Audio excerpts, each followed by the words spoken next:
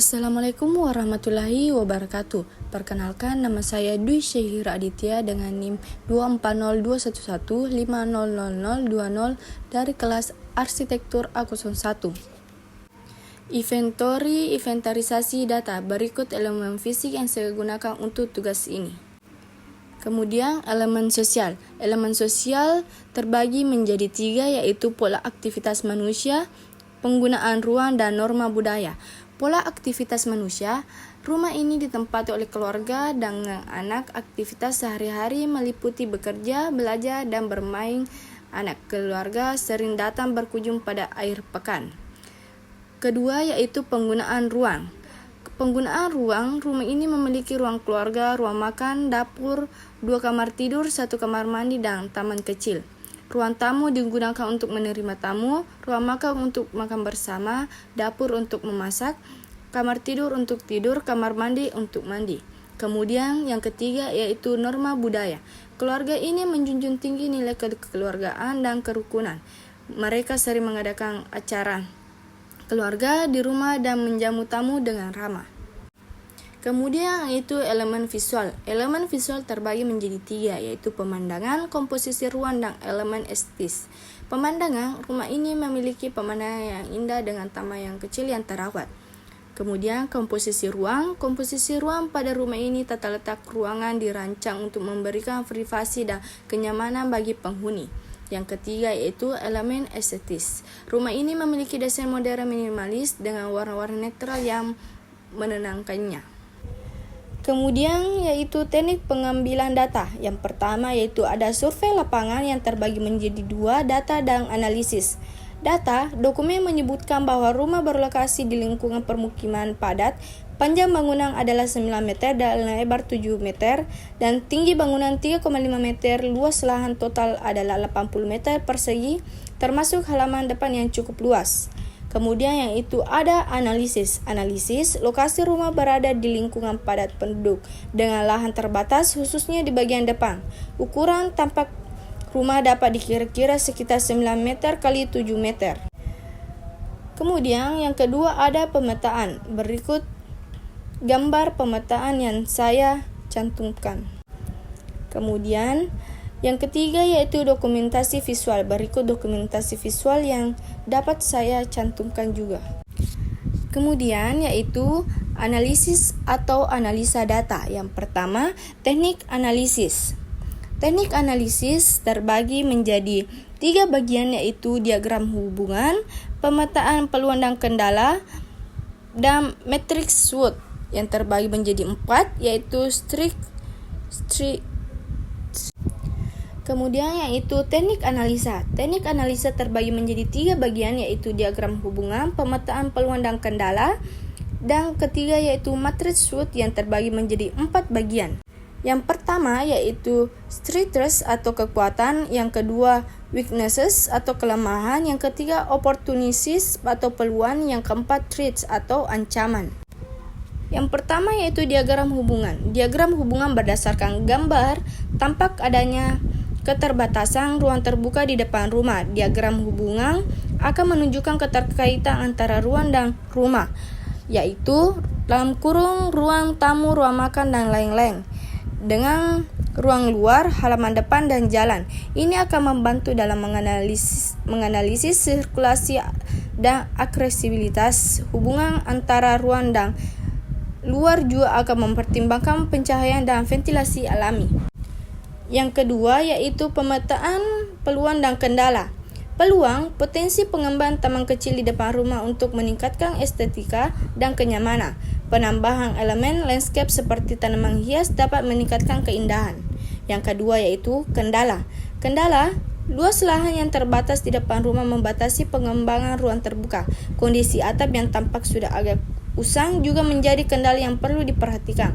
Perlu dipertimbangkan juga bagaimana meningkatkan privasi penghuni mengingat jarak rumah yang berdekatan. Kemudian yang ketiga yaitu matriks SWOT. Matriks SWOT yang terbagi 4 bagian. Yang pertama yaitu strength atau kekuatan, lokasi rumah yang strategis di lingkungan permukiman, desain rumah yang sederhana dan fungsional. Yang kedua yaitu Weaknesses atau kelemahan. Luas lahan terbatas, kondisi atap yang sudah perlu diperbaiki, kurangnya ruang terbuka hijau. Yang ketiga, opportunities atau peluang. Pengembangan taman depan, renovasi atap, penambahan elemen desain untuk meningkatkan estetika. Yang keempat yaitu threat atau ancaman. Potensi penurunan nilai properti jika tidak dilakukan perawatan dan renovasi. Kemudian yaitu sintesis atau sintesis data. Yang pertama itu teknik sintesis yang terbagi menjadi 4 bagian. Yang pertama yaitu pengembangan zoning plan. Pengembangan zoning plan, rumah ini memiliki halaman depan yang cukup luas, oleh karena itu zoning plan akan fokus pada memaksimalkan ruang dalam, zona privat, kamar tidur, dan kamar mandi. Akan diprioritaskan untuk privasi. Zona semi-privat, ruang tamu, dan ruang makan akan dirancang untuk interaksi sosial keluarga dan tamu. Karena halaman depan terbatas, area publik akan difokuskan pada desain pagar dan tanaman di depan rumah untuk meningkatkan estetika. Jika memungkinkan, area belakang rumah jika ada, dapat dikembangkan menjadi area terbuka kecil untuk relaksasi. Kemudian yang kedua yaitu pembuatan sketsa awal desain. Sketsa akan menunjukkan tata letak ruangan yang efisien. Perbaikan atap yang tampak rusak akan menjadi prioritas utama. Desain akan mempertimbangkan penambahan elemen landscape sederhana di depan rumah, seperti tanaman pot atau pagar yang lebih menarik. Untuk meningkatkan estetika tanpa memakan banyak ruang, banyak cat rumah yang baru juga akan dipertimbangkan untuk meningkatkan tampilan keseluruhan. Jika memungkinkan, penambahan kanopi sederhana di depan pintu masuk dapat dipertimbangkan untuk melindungi dari hujan dan sinar matahari. Kemudian yang ketiga yaitu interaksi elemen desain. Interaksi elemen desain yaitu material bangunan yang tahan lama dan mudah perawatan akan dipilih. Pencahayaan yang alami akan dimaksimalkan dengan penggunaan jendela yang cukup dan desain yang memungkinkan sirkulasi udara yang baik. Sistem ventilasi yang baik akan mengurangi kebutuhan pendingin ruangan. Warna-warna netral dan akan digunakan untuk menciptakan suasana yang tenang dan nyaman. Kemudian yang keempat yaitu pertimbangan aspek keberlanjutan. Pertimbangan aspek keberlanjutan, pemilihan cat yang ramah lingkungan akan dipertimbangkan, penggunaan lampu LED hemat energi akan diusulkan, desain akan mempertimbangkan penggunaan material daur ulang jika memungkinkan. Kemudian sintesis data yang kedua yaitu pengukuran lapangan atau field measurement. Yang pertama itu teknik pengukuran, yang kedua yaitu luas lahan. Teknik pengukuran seperti meteran pita akan digunakan untuk mengukur panjang dan lebar lahan yang tersedia, termasuk halaman depan, dan jika ada halaman belakang, pengukuran akan dilakukan beberapa kali dan dirata-ratakan. Titik sudut lahan akan ditandai untuk memastikan akurasi pengukuran. Yang kedua yaitu luas lahan. Panjang bangunan 8-10 meter, lebar bangunan 6-7 meter, tinggi bangunan dari tanah hingga atap 3-4 meter, tinggi plafon ruang tamu atau makan 2,5-3 meter. Berikut sintesis data yang ketiga yaitu wawancara dan kuesioner atau interview dan survei. Yang pertama yaitu ada pengukuran lapangan yang terbagi menjadi 5 bagian. Yang pertama yaitu panjang bangunan 9 meter, yang kedua lebar bangunan 7 meter, yang ketiga tinggi bangunan 3,5 meter, yang keempat tinggi plafon ruang tamu atau makan 3 meter, yang kelima luas lahan 80 meter persegi termasuk halaman depan yang cukup luas. Berikut wawancara dengan penghuni rumah. Yang pertama yaitu lama tinggal di rumah sekitar 20 tahun. Yang kedua jumlah penghuni 5 orang, 3 orang dewasa, 1 anak dan 1 balita. Yang ketiga riwayat renovasi atau perbaikan atap kecil 1 bulan yang lalu. Berikutnya itu kebutuhan dan preferensi yang terbagi menjadi 4 bagian yaitu penggunaan ruang. Yang kedua, area yang kurang fungsional atau nyaman. Yang ketiga, gaya desain yang diinginkan. Yang keempat, yaitu fitur tambahan yang diinginkan. Yang pertama, penggunaan ruang. Penggunaan ruang tamu digunakan untuk bersantai dan menerima tamu. Ruang makan, untuk makan bersama keluarga.